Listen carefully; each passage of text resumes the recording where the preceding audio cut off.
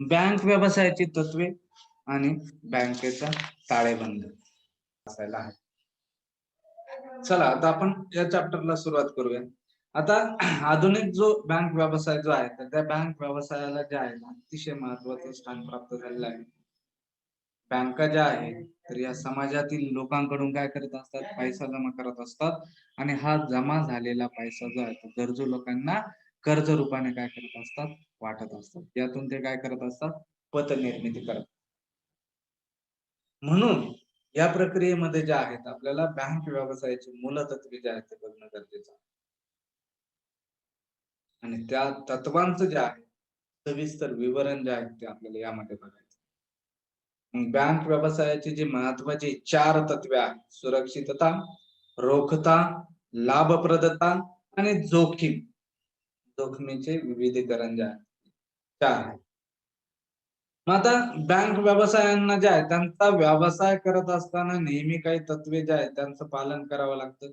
त्या तत्वांना बँक व्यवसायाची मूलतत्वे असं म्हणतात. मग या तत्वांमध्ये जे आहे सुरक्षितता तत्व, रोखता तत्व, लाभप्रदता तत्व आणि जोखमीचे विविधीकरण या तत्वांचा समावेश होतो. व्यापारी बँकांचं जे अपयश जे आहे, यश असेल अपयश असेल तर हे या तत्वांवरती अवलंबून असतं.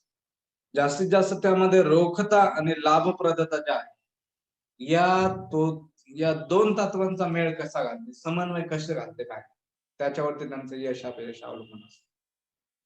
म्हणजे व्यापारी बँकांनी जर सुरक्षितता असेल, रोखता असेल आणि लाभप्रदता असेल, हे तिन्ही तत्व जर व्यवस्थितरित्या पाळले तर बँक नक्कीच त्यामध्ये काय होऊ शकते, यशस्वी होऊ शकते.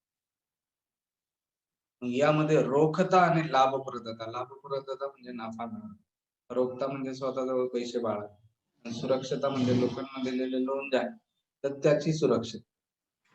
तर हे 3 तत्व जे आहेत त्यामध्ये महत्वाचे आहे. मग ह्या 3 तत्वांचा मेळ कसा घालायचा आणि हा मेळ जर बँकांना घालता आला तर त्या बँका निश्चितच यशस्वी होतात. मग आता सुरुवातीचं जे तत्व जे आहे सुरक्षितता तत्व. बँक व्यवसाय जो आहे तो नेहमी काय होत असतो, विश्वासावर चालत असतो. आपण म्हणत असतो सहजपणे विश्वास गेला, पण विश्वास आहे अजून. कसा आहे तर या प्रूव्ह करण्यासाठी अनेक कारण आहेत. कारण आपण कोणताही व्यवहार करताना हा विश्वासावरच करतो. म्हणून बँका सुद्धा ज्या आहेत तर ह्या विश्वासावर चालत असतात.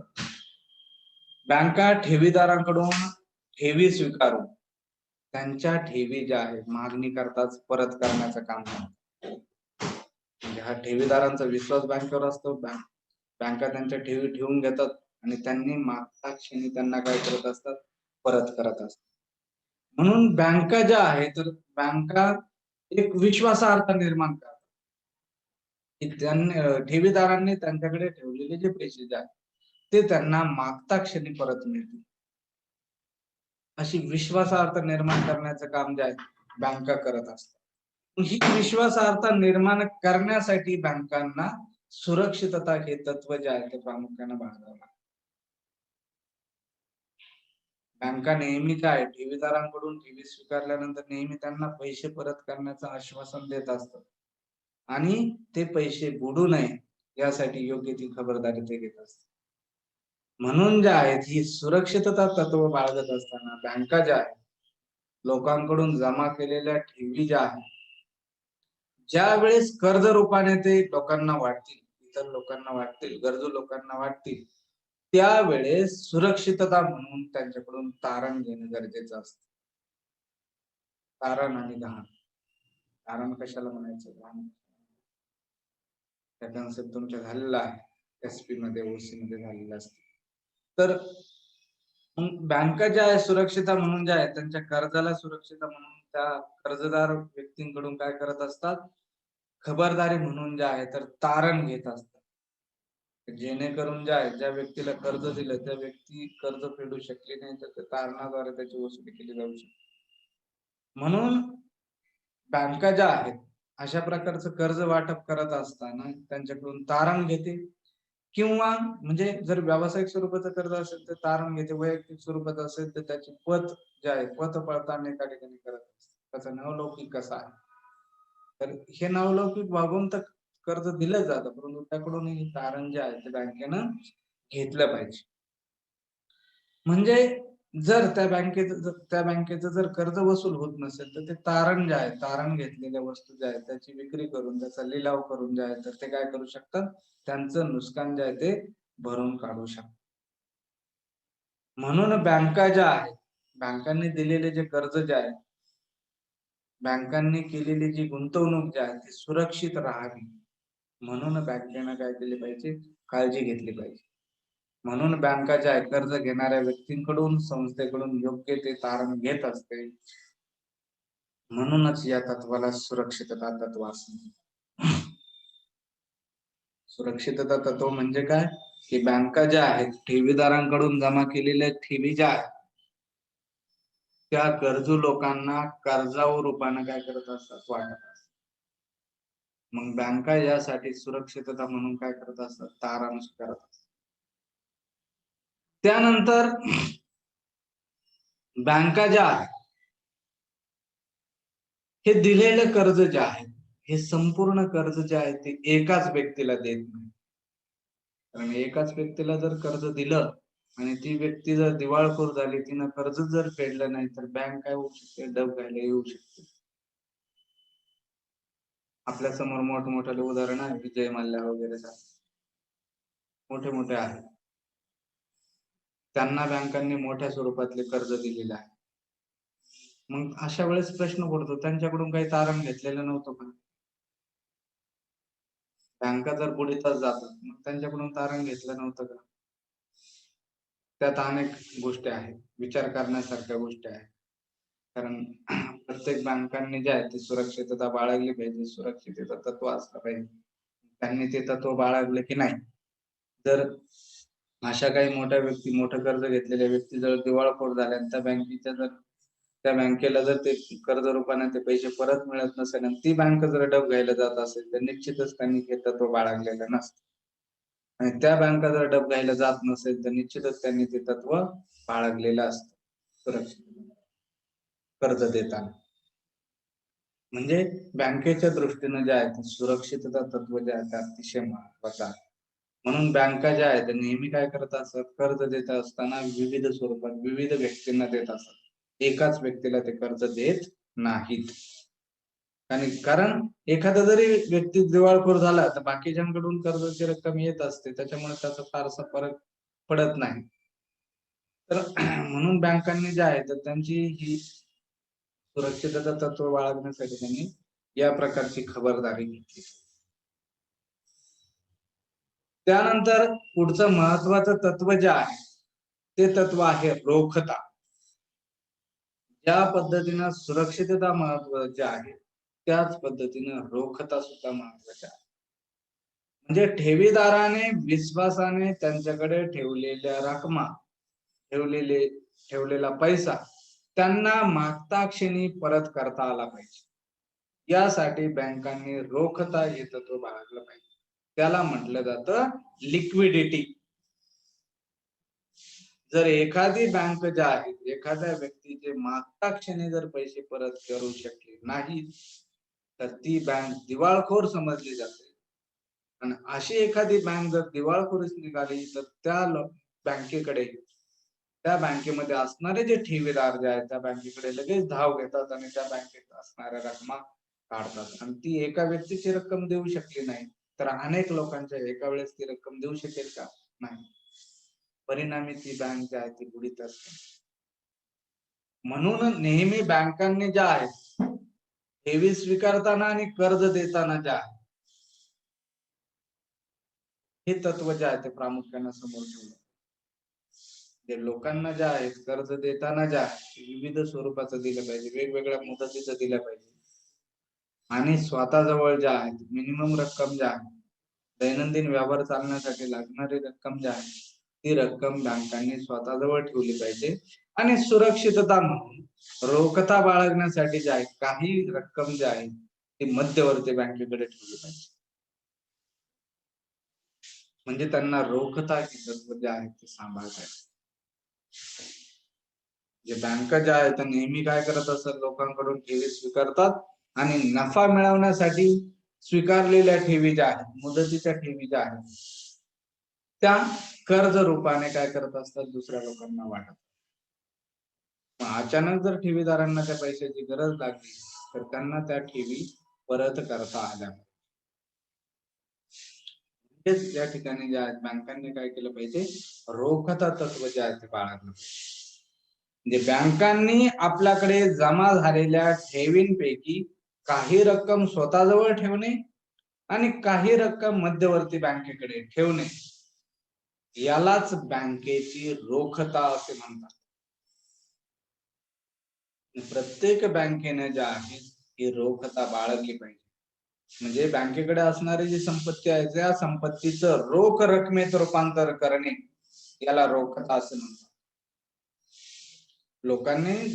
लोकांना जे कर्ज रूपाने वाटलेलं कर्ज जे आहे, तर हे कर्ज जे आहे तर मागच्या क्षणी परत करता येईल यासाठी त्या ठिकाणी रोखता जे आहे ते रोखता बाळगणे. म्हणून रोखता हे तत्व जे आहे अतिशय महत्वाचं आहे. आणि त्या रोखतेचं प्रमाण जे आहे ते ठरवता आलं पाहिजे. त्यासाठी रिझर्व्ह बँक ऑफ इंडिया जे आहे त्याचे दरवेळेस जे आहे तुमचे CRR असेल, SLR असेल, त्याचे रेट ठरवत असतात. म्हणजे रोखता कशा प्रकारे बाळगायची आहे, आपण CRR आणि SLR या कन्सेप्ट आपण बघितलेला आहे. यांचं जे प्रमाण कालच्या लेक्चरला जे आहेत आपण प्रिन्सिपल ऑफ बँकिंग, बँक व्यवसायाची मूलतत्वे जे आहे किंवा बँक व्यवसायाची तत्वे जे आहेत, या सेकंड सेमिस्टरच्या युनिटला सुरुवात केलेली आहे. आवाज येतोय ना माझा व्यवस्थित?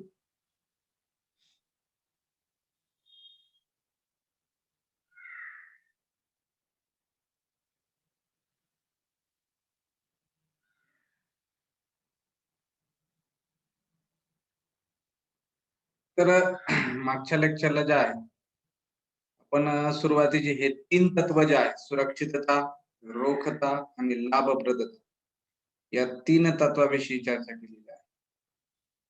आता सुरक्षितता तत्व म्हणजे काय, का बँका ज्या आपल्या ग्राहकांना जे कर्ज देते त्या कर्जाबद्दल सुरक्षितता, म्हणजे जे कर्ज दिलं जातं ते कर्ज जर त्या ग्राहकांना वेळेत जर त्याची परतफेड केली नाही तर त्याला सुरक्षा म्हणून त्या ग्राहकाकडून बँक जे आहे ते काय घेते, तारण घेते किंवा गहाण घेते.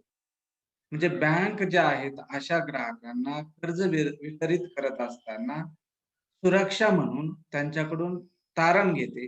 आणि जर त्या ग्राहकाने जर कर्जाची परतफेड केली नाही तर ते तारण असलेली वस्तू जी आहे ती विकून किंवा तिचा लिलाव करून जे आहे तर ते दिलेलं कर्ज जे आहे त्या कर्जाची काय त्यापासून होणारा जो तोटा आहे तो तोटा जो आहे तर तो बँक ज्या आहेत तो भरून काढू शकतो. म्हणजे असं हे सुरक्षितता तत्व आहे. म्हणजे कोणतीही बँक ज्या आहे तर ती कर्ज वितरित करत असताना त्यांचे काही नियम ठरवून दिलेले आहे बँकांना, त्या नियमाप्रमाणे ती हे सुरक्षितता तत्व जे आहे ते प्रामुख्याने बाळगत असते. मग आता या सुरक्षितता तत्व बाळगत असताना बँका ज्या आहेत काही व्यावसायिक वर्ग असतील, व्यावसायिक वर्गाकडून ज्या आहेत मालमत्ता तारण घेऊ शकते. काही व्यक्तिगत व्यक्तींना जर कर्ज पुरवठा करावायचा असेल तर त्यांची बाजारातील पत कशी आहे, तर त्यांच्या पतीवरती जे आहे तर ह्या बँका ज्या आहेत काय करत असतात, कर्ज वितरण करत असतात. मग आता बाजारातील त्यांचा नावलौकिक पत हे जरी असेल तरीही त्यांच्याकडून काही स्वरूपात ज्या आहेत बँका ज्या आहेत त्या काय करत असतात, तारण ह्या घेत असतात. म्हणजे बँका ज्या आहेत लोकांकडून जमा केलेल्या ठेवी मागता क्षणी परत करण्याचं त्यांनी आश्वासन दिलेलं असतं. त्यातून ती त्यांच्याजवळ असणारी रक्कम जी आहे ती लोकांना कर्ज रूपाने देत असते. मग हे कर्ज रूपाने दिलेली रक्कम जी आहे ती सुरक्षित राहावी म्हणून बँका ज्या आहेत त्या काय करत असतात, तारण म्हणून ज्या आहेत तर त्या कर्जदारांकडून तारण म्हणून काही मालमत्ता ज्या आहेत त्या घेत असतात. याला सुरक्षितता तत्व असं म्हटलं जातं. त्यानंतर रोखता तत्व. रोखता म्हणजे काय, की बँकेने स्वतःजवळ रोख राखीव निधी ठेवणं, कॅश रिझर्व्ह रेशो. तर रिझर्व्ह बँकेने हे बंधन घालून दिले आहे प्रत्येक बँकेला, ज्या सूचित बँका आहेत. आपण भारतीय बँक प्रणाली बघितली आहे, त्याच्यामध्ये त्या सूचित बँका आहेत की ज्यांचा रिझर्व्ह बँकेच्या यादीमध्ये समाविष्ट आहे. अशा बँकांना रिझर्व्ह बँकेने काही नियम घालून दिलेले आहे. रोखतेचे नियम. म्हणजे प्रत्येक बँकेला ज्या आहे स्वतःजवळ, प्रत्येक बँकेला स्वतःजवळ काही रोख राखीव निधी ठेवावा लागतो.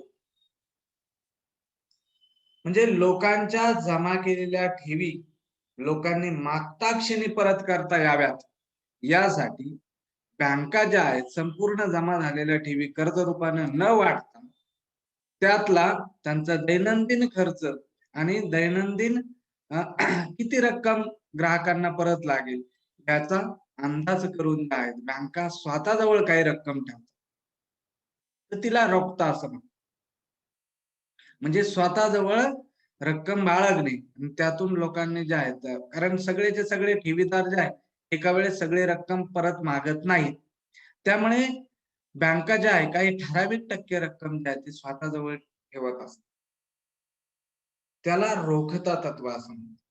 म्हणजे बँकेने जे आहे रोखता तत्व हे प्रामुख्याने बाळगलं पाहिजे आणि ठेवीदारांनी ठेवलेली ठेव जी आहे त्यांनी मागता क्षणी त्याला परत करता आली पाहिजे. जर एखादी बँक एखाद्या ठेवीदाराची रक्कम मागता क्षणी परत करू शकली नाही, तर ती बँक दिवाळखोरीस गेली असं म्हटलं जातं. आणि एखाद्या ठेवीदाराची रक्कम जर ती बँक परत करू शकली नाही, तर बाकीच्या ठेवीदारांना ह्या गोष्टी समजल्या की ह्या ठेवीदाराची रक्कम परत करू शकले नाहीत, परिणामी ती बँक दिवाळखोरीस निघलेले आहेत. म्हणून सगळे ठेवीदार त्या बँकेकडे धाव घेतात आणि त्या बँकेकडे जाऊन संपूर्ण ज्या आहेत त्यांच्या ठेवी मागतात. मग ते जर एका ग्राहकाची ठेव परत करू शकत नसेल, तर एका वेळेस या सगळ्यांच्या ठेवी कशा काय परत करू शकतील? म्हणजे अर्थातच ती बँक जी आहे ती दिवाळखोरीस निघते आणि ती बँक बुडीतच जाते. सध्या सहकारी क्षेत्रामध्ये हे चालू आहे. अचानक बँका बुडण्याचं प्रमाण आहे. अचानक बँका ज्या आहेत त्या दिवाळखोरीस निघत आहेत. तर त्याची कारण अनेक आहेत. पण त्याचं मूळ जे आहे तर म्हणजे यामध्ये पतसंस्थांचं प्रमाण जास्त आहे. एखाद्या ठेवीदाराची रक्कम जर त्या देऊ शकल्या नाही, तर त्या ज्या आहेत त्या बुडीतच जाऊ शकतात. कधी-कधी ज्या आहेत, काही वेळेस ज्या एखाद्या ठेवीदाराला जर मोठी रक्कम लागत असेल, त्याच्या जमा झालेल्या ठेवीपैकी, तर त्यांनी पूर्व सूचना देणं गरजेचं असतं. जर त्याने पूर्व सूचना दिलेली नसेल आणि तो जर त्या ठिकाणी त्याची जमा झालेली रक्कम मागणी करण्यासाठी गेलेला असेल, तर त्यावेळेस बँक जर परत करू शकली नाही, तर त्यावेळेस तिला दिवाळखोर म्हणता येणार नाही. कारण त्या ग्राहकानं त्या बँकेला कोणतीही पूर्वसूचना दिलेली नाही. पूर्वसूचना दिल्यानंतर बँक जी आहे तर त्या पैशाची तरतूद करू शकते. मग काही ठराविक रक्कम ठरलेली असते, तेवढी रक्कम जी आहे ती बँक ज्या आहे ठेवीदाराला इन्स्टंट देऊ शकते. मग तिला रोखता म्हणायचं. की बँकेने आपला स्वतःजवळ जो रोख राखीव निधी ठेवलेला असतो, तिला रोखता म्हणायचं. हे रोखता तत्व आहे. त्यानंतर तिसरं तत्व जे आहे ते लाभप्रदता. आता लाभप्रदता म्हणजे प्रत्येक बँक जी आहे, प्रत्येक बँक ही नफा मिळवण्याच्या हेतूनेच स्थापन झालेली असते. मग आता प्रत्येक बँक ज्या आहे तर नफा मिळवण्याच्या हेतूने स्थापन झालेली असून ती काय करते, त्यांच्याकडे ठेवी रूपानं आलेली जी रक्कम जी आहे, ती रक्कम काय करते, त्यातली काही ठराविक रक्कम, कारण सगळ्याच्या सगळ्या ठेवीदारांना रक्कम परत लागत नसते. काही मुदत ठेवी असतात. मग जास्त मुदतीच्या ठेवी असेल, तर त्या जर बँकेत तशाच पडून राहणार असेल, तर बँक काय करते, त्या जमा झालेल्या ठेवी गरजू लोकांना कर्ज रूपाने वाटत असते. मग गरजू लोकांना कर्ज रूपाने ती रक्कम वाटल्यानंतर त्या रकमेपासून काय मिळतं? व्याज मिळतं. आणि त्या व्याजातून ठेवीदारांना तसेच बँकेचा जो खर्च आहे, दैनंदिन खर्च जो आहे, त्या खर्चासाठी ती रक्कम वापरली जाते आणि उरलेली रक्कम जी आहे ती शिल्लक रक्कम जी आहे ती गुंतवणूक करत असते. हा बँकेचा नफा आहे. गरजू लोकांना कर्ज रूपाने वाटलेला जो पैसा जो आहे, त्यावरती मिळणारा जो व्याज आहे, तर ते व्याज म्हणजे त्या बँकेचा नफा असतो. त्या बँकेचा लाभ असतो. आणि नेहमी ठेवीदारांना दिले जाणाऱ्या व्याजापेक्षा कर्जदारांकडून घेतल्या जाणाऱ्या व्याजाची रक्कम ही जास्त असते. व्याजाची टक्केवारी जी आहे ती जास्त असते. म्हणजे बँका ज्या आहेत, ज्यांनी ठेवी ठेवलेल्या असेल तर त्यांच्या मुदतीनुसार त्यांचा व्याजदर ठरलेला असतो. आणि ज्या गरजू लोकांना कर्ज वाटणार आहेत तर त्या कर्जाचा व्याजदर जो आहे तो ठेवींच्या व्याजदरापेक्षा जास्त असतो.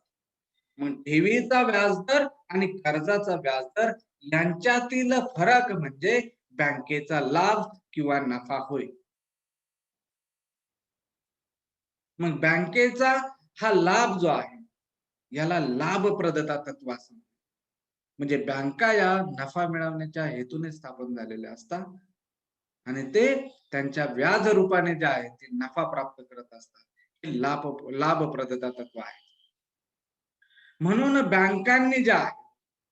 बँकांनी हे लाभप्रदता, रोखता आणि सुरक्षितता या तिन्ही तत्वांचा समन्वय घालणं आवश्यक आहे.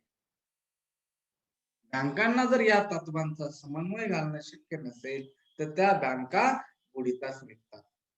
कारण बँका जर फक्त नफा मिळवण्याच्याच उद्देशाने जर फक्त कर्जच वाटत राहिले आणि ठेवीदारांची रक्कम जर परत करू शकले नाही तर अर्थात ती बँक जी आहे तर बुडीतच निघेल.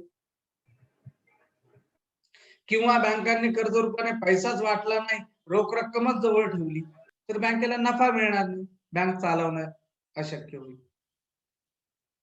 तर अशा ज्या आहेत म्हणजे हे रोखता आणि हे लाभप्रदता तत्व जे आहे यांचं जे आहे समन्वय घालणं जे आहे ते आवश्यक आहे. ते बँकांच्या दृष्टीने जे आहे हे तत्व जे आहे ते महत्वाचं आहे. त्यानंतर पुढचं बँकांचं महत्वाचं तत्व जे आहे ते जोखमींचे विविधीकरण.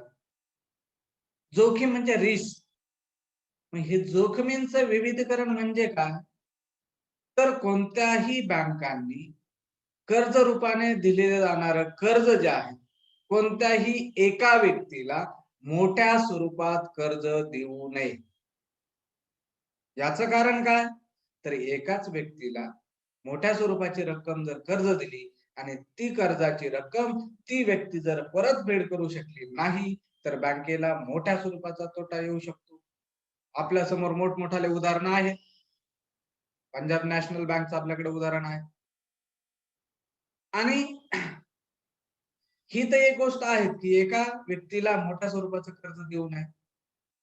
त्यानंतर कर्ज दिल्यानंतर त्या कर्जावरती घेतलं जाणारं तारण जे आहे त्या तारणाचं व्हॅल्युएशन जे आहे त्या कर्जापेक्षा जास्त असावं. हे उदाहरण त्याला लागू पडतं पंजाब नॅशनल बँक. तारण जरी घेतलेलं असेल त्याचं व्हॅल्युएशन जे आहे त्या कर्जापेक्षा कमी निघालं म्हणून ती बँक धोक्यामध्ये आली होती. म्हणजे आपल्यासमोर विजय मल्ल्याचं उदाहरण आहे. किती कोटीचं कर्ज होतं, किती तारण होतं, तारण विकून किती मालमत्ता हस्तगत झाल्या, किती बँकेला तोटा झाला. हे जे आहे जर तुमचं वाचन असेल तर तुम्हाला हे कळेल. तुम्ही पेपर वाचन केलेलं असेल, बातम्या जर ऐकत असाल तर तुम्हाला ह्या गोष्टी समजतील. आणि आपण कॉमर्सचे विद्यार्थी आहोत. आपल्याला ह्या गोष्टी जाणून घेणं आवश्यक आहे. म्हणून जोखमींचे विविधीकरण हे सुद्धा बँकेचं एक महत्वाचं तत्व आहे. म्हणजे बँकांनी जे आहेत दिले जाणारं जे कर्ज जे आहे हे विभागून देणं आवश्यक आहे. थोड्या थोड्या स्वरूपात अनेक व्यक्तींना कर्ज पुरवठा करणं गरजेचं आहे. म्हणजे जेणेकरून एखाद्या व्यक्ती जे आहेत कर्ज परतफेड करू शकले नाही तर बाकीचे लोक जे आहेत ते कर्ज परतफेड करतील. जेणेकरून बँकेला तोटा येणार नाही. म्हणजे कर्जांचं जे आहे ते विभागीकरण करणं आवश्यक आहे. आणि प्रत्येक कर्जावर सुरक्षितता म्हणून जे आहे तारण घेणं आवश्यक आहे. आणि तारणाची रक्कम ही नेहमी कर्जाच्या रकमेपेक्षा जास्त भरली पाहिजे. म्हणजे तारण घेतल्या जाणाऱ्या वस्तूचं व्हॅल्युएशन जे आहे ते नेहमी कर्ज रूपाने दिल्या जाणाऱ्या कर्जाच्या रकमेपेक्षा जास्त असायला हवं. हे जोखमींचं विभागीकरण आहे. म्हणजे प्रत्येक बँकेनं जे आहे ते तारण घेतलं पाहिजे. त्यानंतर बँकेनं कर्जाची जी आहे ती छोट्या छोट्या भागामध्ये विभागणी केली पाहिजे. म्हणजे लोकांना ज्या आहेत छोट्या छोट्या रकमेचं जर कर्ज दिलं त्यामधला एखादा कर्जदार जरी कर्ज परतफेड करू शकला नाही तरी बँकेला फारसा मोठा तोटा होत नाही. म्हणून बँकांनी जोखमींचे विविधीकरण जे आहे हे तत्व जे आहे ते प्रामुख्याने बाळगलं पाहिजे.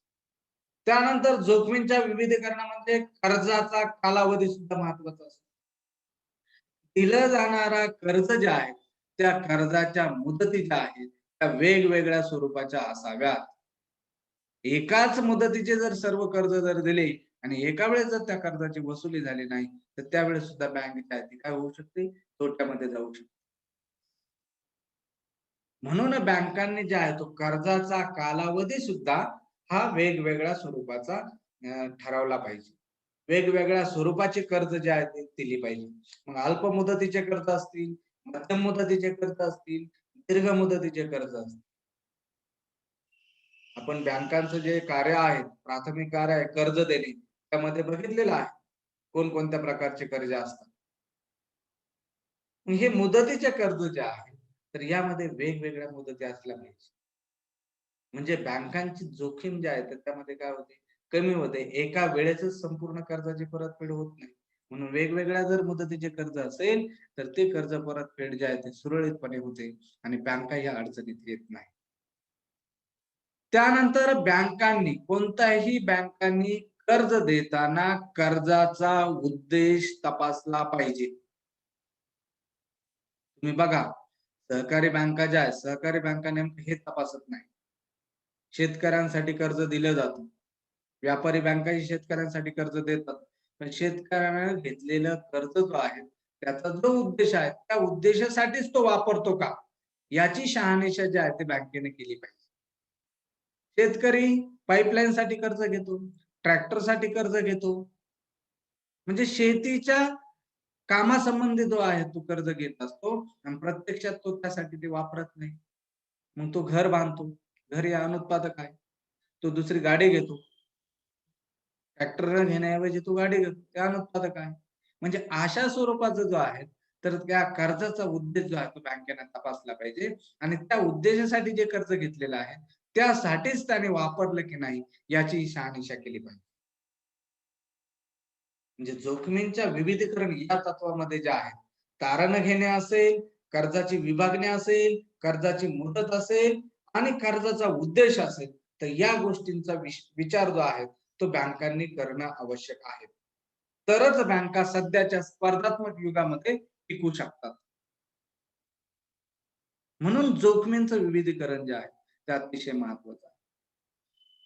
आणि जर कर्जाचा उद्देश जर उत्पादक असेल तर बँकांना जो आहे बँकांनी वाटलेलं जे कर्ज आहे कर्जदाराला त्या कर्जाची वसुली जी आहे ती वेळेत होते आणि ती व्यवस्थितरित्या होते. तर कर्जाचा उद्देशच जर तपासला नाही आणि ग्राहकाने कर्जदाराने ते कर्ज जर अनुत्पादक कारणासाठी वापरलं तर कर्ज परतफेडीमध्ये अडचणी निर्माण होतात. परिणामी कर्ज परतफेड जे आहे ते वेळेवर होत नाही. परिणामी बँकेला तोटा होऊ शकतो. म्हणून बँकेने जे आहे कर्ज देत असताना कर्जाचा उद्देश तपासणं आवश्यक आहे. कारण भारतीय जी अर्थव्यवस्था जी आहे ती कृषी प्रधान अर्थव्यवस्था आहे. सध्या आपल्याला माहिती शेतीवर संपूर्ण आधारित अर्थव्यवस्था आहे आणि शेतकऱ्यांची काय अवस्था आहे आपल्याला माहिती आहे. आणि आपण बघतोय आहोत काय चालू आहे सध्या. तर बँकांनी जे आहेत तर ही कर्ज देत असताना कर्जदारांना कर्ज देत असताना त्याचा उद्देश तपासला पाहिजे. म्हणजे अनुत्पादक कारण कोणकोणते आहेत. बरेचसे शेतकरी जे आहेत तर ते शेतीच्या उत्पादनासाठी जे आहे कर्जाची मागणी करत असतात. परंतु प्रत्यक्षात ते कर्ज जे आहे ते लग्न कार्यासाठी वापरतात, सण समारंभासाठी वापरतात किंवा त्यांचे उपभोग खर्च जे आहेत त्या खर्चासाठी जे आहे तर ते वापरत असतात. म्हणून ज्या आहेत बँकांनी कर्जाचा उद्देश जो आहे तो तपासला पाहिजे आणि कर्ज जे आहे जर त्यांना बुडण्याची शक्यता वाटत असेल तर त्यासाठी तारण जे आहे ते योग्य प्रमाणात तारणही घेणं आवश्यक आहे. म्हणजे जेणेकरून बँकांची जी जोखीम जी आहे ती जोखीम जी आहे ती कमी होईल.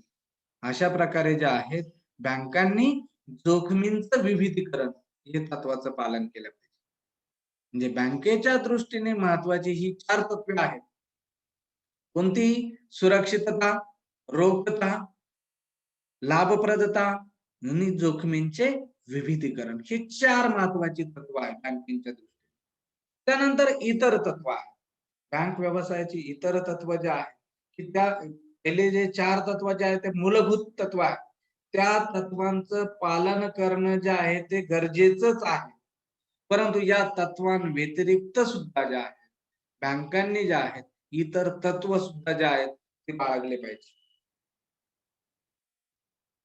म्हणजे ग्राहक जे आहेत म्हणजे त्यामध्ये पहिलं तत्व जे आहे तर ते हेतूनुसार कर्ज वितरण करणे. म्हणजे ग्राहकाला जे आहे ज्या वेगवेगळ्या कारणासाठी ग्राहक कर्ज घेतो त्या कारणांची विभागणी केली पाहिजे, त्या कारणांची शहानिशा केली पाहिजे. आणि त्यामध्ये कर्ज जे उत्पादक कर्ज आहे की अनुत्पादक कर्ज आहे अशी विभागणी त्यामध्ये करणं गरजेचं आहे. मग त्यामध्ये बँका ज्या आहेत अनुत्पादक किती कर्ज देते, उत्पादक कर्ज किती देते याचा समन्वय साधणं गरजेचं आहे. आणि ज्या कामासाठी कर्ज वापरले जाते त्यामधून जर उत्पन्न निर्मिती होत असेल तर त्यासाठी बँकांनी कर्ज देणं आवश्यक आहे. म्हणजे बँकांनी जे आहे उत्पादक कर्ज देणं आवश्यक आहे. ज्या कारणांपासून उत्पादन निर्मिती होणार आहे तुमच्या कर्जाची परतफेड जर वेळेत होणार असेल तर बँकांनी असे उत्पादक कर्ज जे आहे ते देणं आवश्यक आहे. म्हणजे बँकांनी जे आहे कर्जाची विभागणी जी आहे ते उत्पादक कर्ज आणि अनुत्पादक कर्ज अशी करणं गरजेचे आहे. आणि उत्पादक स्वरूप असेल तर त्याला जास्त प्रमाणात कर्ज पुरवठा करण्यास काही हरकत नाही. परंतु अनुत्पादक कर्ज आहे म्हणजे ज्या कर्जापासून उत्पन्न मिळत नाही. उदाहरणार्थ जे आहे घर बांधणे असेल, लग्न कार्य असेल, सण समारंभ असेल, इतर काही कारण असेल तर असे जे कर्ज जे आहेत ते अनुत्पादक कर्जामध्ये येत असतात. पण बँकांनी ज्या आहेत कारखान्यासाठी कर्ज लागत असेल यंत्रसामग्रीसाठी तर ते उत्पादक कर्ज होऊ शकतं. शेतीमध्ये जर विहीर खोदण्यासाठी कर्ज लागत असेल तर ते उत्पादक कर्ज होऊ शकतं. तर अशा प्रकारे उत्पादक आणि अनुत्पादक जे आहेत या कर्जाची विभागणी करणं गरजेचं आहे. आणि त्यातून बँकांची जी जोखीम जी आहे तर ती त्यातून कमी होईल. म्हणून इतर तत्वांमध्ये जे आहेत हे एक महत्वाचं तत्व आपल्याला सांगता येईल की हेतूनुसार कर्ज वितरण कर. त्यानंतर पुढचं अजून एक मार्गदर्शक तत्व जे आहे आपण सुरक्षितता तत्व बघितलेलं आहे. हे सुरक्षितता तत्व जे आहे हे तत्व सुद्धा त्यांनी त्या ठिकाणी बाळगलं पाहिजे. जर बँकांनी जे आहे बऱ्याचशा वेळेस जे आहेत आता सुरक्षितता तत्व हे मूलतत्व आहे प्रत्येक बँकांनी जर बाळगलंच पाहिजे. परंतु काही बँका ज्या आहेत या सुरक्षितता तत्वाकडे दुर्लक्ष केलेले दिसून येते. म्हणून प्रत्येक बँकेनं इतर तत्वामध्ये जे आहेत सुरक्षितता तत्व तर सुरक्षितता तत्व म्हणजे सुरक्षा किती राहील याचं तत्व जे आहे ते प्रामुख्याने त्यांनी बाळगलं पाहिजे. म्हणजे कोणत्याही बँकेनं कर्ज मंजूर करताना सुरक्षितता बघूनच कर्ज मंजूर केलं पाहिजे. आणि कर्जाची रक्कम जर मोठी असेल तर त्या ठिकाणी तारण घेतल्याशिवाय बँकांनी कर्ज मंजूर करू नये. आणि जर त्या कर्जदाराने कर्जाची परतफेड केली नाही तर त्याने दिलेलं तारण जे आहे त्या तारणाची विक्री करून जे आहे कर्जाची रक्कम जी आहे ती वसूल करता येऊ शकते. म्हणून बँकांनी जे आहे कर्जाच्या रकमेची सुरक्षितता जी आहे ती बघितली पाहिजे. म्हणजे सुरक्षितता जी आहे सिक्युरिटी जी आहे ते सिक्युरिटीचं तत्व जे आहे ते बँकांनी तपासलं पाहिजे. त्यानंतर पुढचं जे आहे काही प्रोजेक्ट असतील त्यांची जर उत्पन्न निर्माण करण्याची क्षमता असेल तर बँकेने ज्या आहेत कोणत्या कारणासाठी कर्ज मंजूर केलेलं पाहिजे हे त्यांनी तपासलं पाहिजे. म्हणजे जर प्रोजेक्ट असेल एखादा प्रकल्प असेल त्या प्रकल्पासाठी जर कर्ज पाहिजे असेल तर त्या कर्जाची उत्पन्न निर्मिती क्षमता कशी आहे ती उत्पन्न निर्मिती क्षमता त्या ठिकाणी तपासली पाहिजे. आणि त्यानुसारच जे आहे ती काय केली पाहिजे कर्ज वितरण केलं. इतर तत्वांमध्ये जे आहे कर्जाचा हेतू तो महत्वाचा असतो. बँकांनी जे आहे कोणत्या कारणासाठी कर्ज देतं याची तपासणी करणं गरजेचं आहे. कोणत्या प्रकारचा प्रोजेक्ट आहे कशासाठी कर्ज आपण देतो बाजारपेठेमध्ये त्या प्रोजेक्टचं काय व्हॅल्यू आहे त्याची उत्पन्न निर्मिती किती होऊ शकते. तर या दृष्टीने बँकेनं सर्व विचार करणं गरजेचं आहे. त्यानंतर बँका देत असलेले जे कर्ज आहे त्या कर्जाची मुदत ज्या आहेत मुदती कशा असल्या पाहिजे, वेगवेगळ्या स्वरूपाच्या असल्या पाहिजे. काही मुदती ज्या आहेत त्या अल्प मुदतीचे कर्ज असले पाहिजे, काही मध्यम मुदतीचे कर्ज असले पाहिजे, काही दीर्घ मुदतीचे कर्ज असले पाहिजे. म्हणजे बँकांचा जो पैसा जो आहे तो कर्जामुळे काय होतो, तो अडकून पडत असतो विशिष्ट काळाकरता. म्हणून बँकांनी जे आहे तो त्याच्या मुदतीनुसार ते ठरवलं पाहिजे. कोणत्या प्रकारचे कर्ज किती मुदतीसाठी द्यायचे, म्हणजे जेणेकरून त्या त्या टप्प्यामध्ये बँकांची वसुली होईल, बँकांना तोटा होणार नाही. म्हणून बँकांनी जे आहेत वेगवेगळ्या प्रकारच्या मुदतीचे कर्ज दिले पाहिजे. म्हणजे बँकांचं जे आहे सुरक्षितता तत्वही राहील, त्यांचं भांडवल जे आहे ते भांडवलही त्यांच्याकडे राहील, रोखता जे आहे ते रोखताही त्यांना बाळगता येईल. म्हणजे या सर्व तत्वांचा समन्वय जे आहे ते बँकेला घालता येईल.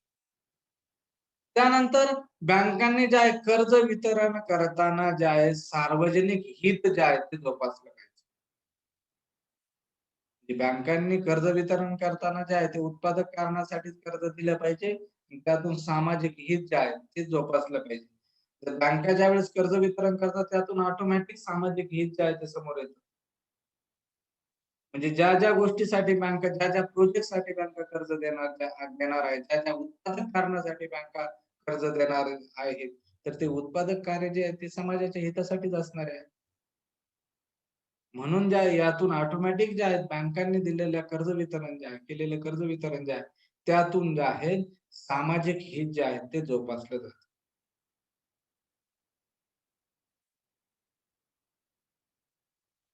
आता समजा एखादा प्रोजेक्ट आहे, एखादी रासायनिक कंपनी आहे, रासायनिक प्रकल्प आहे, त्यासाठी जर बँकेने कर्ज दिलं, तर त्यातून ज्या आहेत उत्पादक क्षमता त्याची असेल त्या प्रकल्पाची. पण त्यातून जे येणारे वेस्टेज आहे, त्यामुळे जर समाजाला हानी पोहोचत असेल, त्यातून काही रासायनिक गळती होत असेल, त्यातून निर्माण होणारे जे वेस्टेज आहे ते नदी पात्रात सोडलं जात असेल, त्यामुळे पर्यावरण जर दूषित होत असेल, त्याच्या आरोग्यावर जर वाईट परिणाम होत असेल, तर हे कर्ज जे आहे ते समाज हितकारक असणार नाही. म्हणून बँकांनी जे आहे तर याही गोष्टीचा विचार करणं गरजेचं आहे. पण बँका इथपर्यंत विचार करताना दिसत नाही. जर बँकांनी जर मोठमोठ्या कंपन्यांना जर कर्ज वितरण केलं असेल, तर बँकांनी जे आहेत हे सामाजिक हित जोपासलं पाहिजे. त्यांना कर्ज देताना त्यांच्याकडून ह्या गोष्टी ज्या आहेत त्याचा करार करून घेतला पाहिजे, की यातून समाजाचं अहित होणार नाही. त्याचे आम्ही व्यवस्थित जे वेस्टेज जे आहेत कारखान्यातून पडणारं त्याची व्यवस्थित विल्हेवाट लावू. त्याच्यावर समाजावर त्याचा परिणाम होणार नाही. अशा पद्धतीनं कर्ज देताना बँकांनी सुद्धा त्यांचं बंधन घालणं आवश्यक आहे. म्हणजे बँकांनी सुद्धा समाज हित जे आहे ते जपणं गरजेचं आहे. ते समाज हित जपूनच बँकांनी जे आहे प्रकल्पांसाठी कर्ज मंजूर करणं आवश्यक आहे. हेही बँकांचं जे आहे ते महत्वाचं तत्व आहे. म्हणजे बँकांनी जे आहे इतर तत्वांमध्ये जे आहे त्यांनी हेतूनुसार जे आहे ते कर्ज वाटप केलं पाहिजे. सुरक्षितता तत्व जे आहे ते समोर ठेवलं पाहिजे. आणि प्रकल्प जे आहेत ते उत्पादक कारणासाठी जर प्रकल्प निर्माण होत असेल तर त्यासाठी कर्ज दिलं पाहिजे. कर्जाची वेगवेगळ्या मुदतीनुसार कर्ज दिलं पाहिजे. म्हणजे मुदत जे आहे मुदतीची कर्ज जे आहे ते वेगवेगळ्या स्वरूपाचे दिले पाहिजे आणि समाजाच्या हितासाठी असणाऱ्या ज्या ज्या गोष्टी आहेत त्यासाठी कर्ज वितरण केले पाहिजे. म्हणजे असे हे इतर तत्व आहे. म्हणजे बँकांचे जे मूलतत्वे जे आहे, बँक व्यवसायाचे जे मूलतत्वे जे आहे, त्यामध्ये सुरक्षितता, रोखता, लाभप्रदता आणि जोखमीचे विविधीकरण हे मूलतत्व आहे. आणि इतर तत्व जे आहे, तर यावरील 4 तत्वावरती अवलंबून आहे. अशा प्रकारे आपल्याला बँकांची ही मूलतत्वे सांगतात. सुरक्षितता, रोखता, लाभप्रदता, जोखमीचे विविधीकरण आणि इतर तत्व. आता ही जी तत्वे जी आहेत, बँकांची ही जी तत्वे आहेत, या तत्वांमध्ये जे आहेत, परस्पर विरोध कसा आहे आणि समन्वय त्याचा कसा घालता येईल. मग आता रोखता, लाभप्रदता ही बँक व्यवसायाची 2 महत्वाची तत्व आहेत. रोखता आणि लाभप्रदता. तर या 2 तत्वांमध्ये जे आहे, नेहमी परस्पर विरोध दिसतो. बँकांनी जर रोखता तत्व बाळगलं, बँकांनी ठरवलं जोखीम स्वीकारायचीच नाही. सर्वच्या सर्व रक्कम आपण रोखता म्हणून आपल्या जवळच ठेवायच्या आहे. म्हणजे ठेवीदाराने मागितलं त्यांना मागच्या क्षणी ठेवी परत करता येईल. असं जर बँकांनी ठरवलं, तर बँकांना नफा होणार नाही. बँकांचा दैनंदिन खर्चही भागणार नाही. जर बँकांनी रोखता तत्व जास्त बाळगलं तर. संपूर्ण रक्कम जर स्वतःजवळ ठेवली आणि ती लोकांना कर्ज रूपाने वाटलीच नाही, तर बँकांना नफाच होणार नाही. आणि दुसरी बाजू अशी आहे, बँकांनी फक्त नफ्याचाच विचार केला. जमा झालेल्या सर्व ठेवी ज्या आहेत, त्या कर्ज रूपाने वाटले आणि फक्त व्याजाचाच विचार केला, नफ्याचाच विचार केला, तर रोखता सांभाळता येणार नाही. म्हणजे ठेवीदारांना मागच्या क्षणी त्यांच्या रक्कम परत करता येणार नाही. कारण कर्ज रूपाने सगळे वाटलेले असतील. म्हणून बँकांनी रोखता आणि लाभप्रदता या दोन तत्वांमध्ये जरी परस्पर विरोध असेल, तर या दोन तत्वांमध्ये काय केलं पाहिजे? समन्वय साधला पाहिजे. म्हणून बँकांना ज्या आहे, रिझर्व्ह बँक ऑफ इंडिया ज्या आहे आणि बँकिंग रेग्युलेशन ऍक्ट जो आहे 1949, बँकिंग नियमन कायदा 1949 अनुसार ज्या आहेत, या सर्व व्यापारी बँका ज्या आहेत, या व्यापारी बँकांवरती बंधनं घातलेले आहेत की त्यांनी रोख राखीव निधी ज्या आहे तर त्याची टक्केवारी रिझर्व्ह बँकेने ठरवून दिलेली असते. तेवढ्या प्रमाणात त्यांनी रोखता किमान स्वतःजवळ बाळगली पाहिजे. स्वतःजवळ बाळगली पाहिजे किंवा रिझर्व्ह बँकेमध्ये त्यांची ठेव ठेवली पाहिजे. म्हणून ही परस्पर विरोध जो आहे, रोखता आणि लाभप्रदता, हा परस्पर विरोध जो आहे, तो परस्पर विरोध टाळून त्यांनी ह्या दोन तत्वांमध्ये काय केलं पाहिजे? समन्वय साधला पाहिजे. म्हणून बँकांची जी दोन तत्व आहे, रोखता आणि लाभप्रदता, यांच्यामध्ये परस्पर विरोध असतो. स्पष्ट करा, अशा स्वरूपाचा तुम्हाला प्रश्न येऊ शकतो. मग कशा प्रकारे परस्पर विरोध असतो? जर बँकांनी रोखता बाळगली, जास्तीत जास्त रोखता बाळगली, त्यांनी ठरवलं की ठेवीदारांच्या ठेवी मागच्या क्षणी परत करता आल्या पाहिजे, त्यामुळे आपण जास्तीत जास्त रक्कम रोख स्वरूपात आपल्याकडे ठेवू. तर रोख स्वरूपात रक्कम ठेवल्यामुळे ती रक्कम तशीच त्यांच्याकडे पडून राहील. त्यापासून बँकेला कोणताही लाभ मिळणार नाही. म्हणजे लाभप्रदता तत्व त्यांचं कमी होईल, नफा मिळणार नाही. आणि जर बँकांनी फक्त लाभप्रदता तत्वाचा विचार करून लोकांना कर्ज वाटप केलं, स्वतःजवळ रोखता बाळगली नाही, संपूर्ण रक्कम जर कर्ज रूपाने वाटलेली असेल आणि एखाद्या ठेवीदाराची रक्कम जर ते परत करू शकले नाही, तर ती बँक जी आहे ती दिवाळखोरीस निघू शकते. म्हणून अशा या दोन्ही तत्वांमध्ये काय होतं? परस्पर विरोध दिसून येत असतो. म्हणून या दोन तत्वांमध्ये बँकांनी काय केलं पाहिजे? समन्वय साधला पाहिजे. समन्वय साधत असताना त्यांनी बँकेचं जे पहिलं तत्व जे आहे, सुरक्षितता तत्व, त्या तत्वाचा त्यांनी वापर केला पाहिजे. रोखता, लाभप्रदता आणि सुरक्षितता या तीन तत्वांचा मेळ घालून बँकांनी जे आहे समन्वय साधला पाहिजे. मग तो कशा प्रकारे समन्वय साधता येईल? तर बँकांनी जर एका तत्वाचं पालन केलं तर दुसऱ्याचा बळी जातो. दुसऱ्याचं पालन केलं तर पहिल्याचा बळी जातो. म्हणून बँकांनी काय केलं पाहिजे? यामध्ये समन्वय साधला पाहिजे. बँकांनी जर रोखता जी आहे ती विशिष्ट प्रमाणात साधली आणि विशिष्ट प्रमाणात जर कर्ज पुरवठा केला लोकांना लाभप्रदतेसाठी, पण कर्ज पुरवठा करत असताना सुरक्षितता हे तत्व जर त्यांनी पाळलं, म्हणजे कर्ज वितरण करत असताना प्रत्येकाकडून तारण जे आहेत ते घेतलं, तर बँकांना सुरक्षितता लाभेल.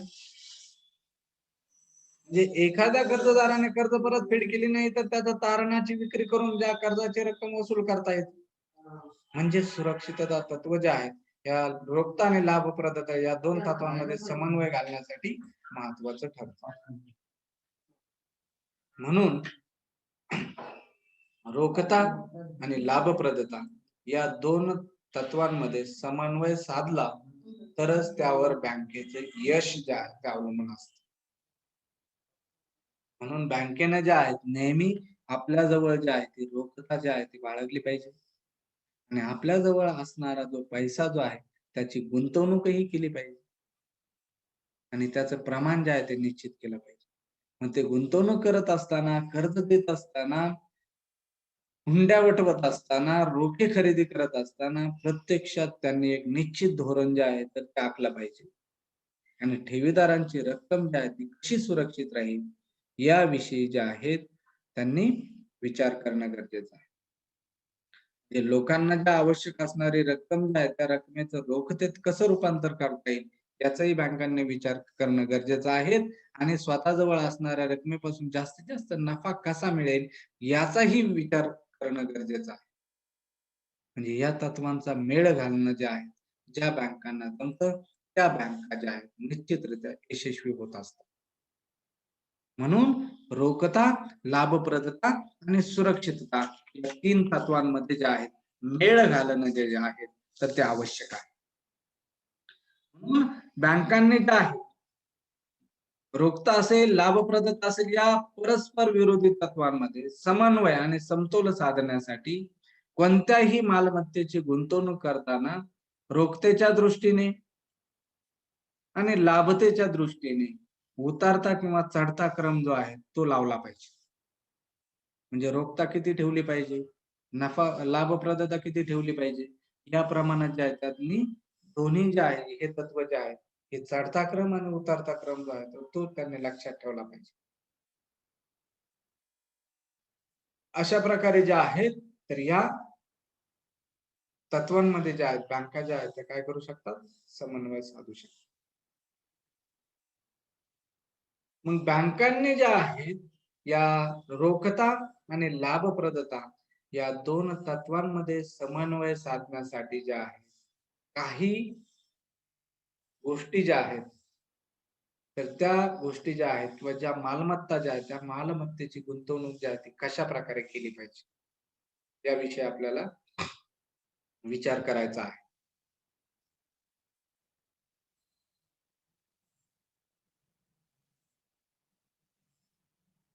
तर तो आपण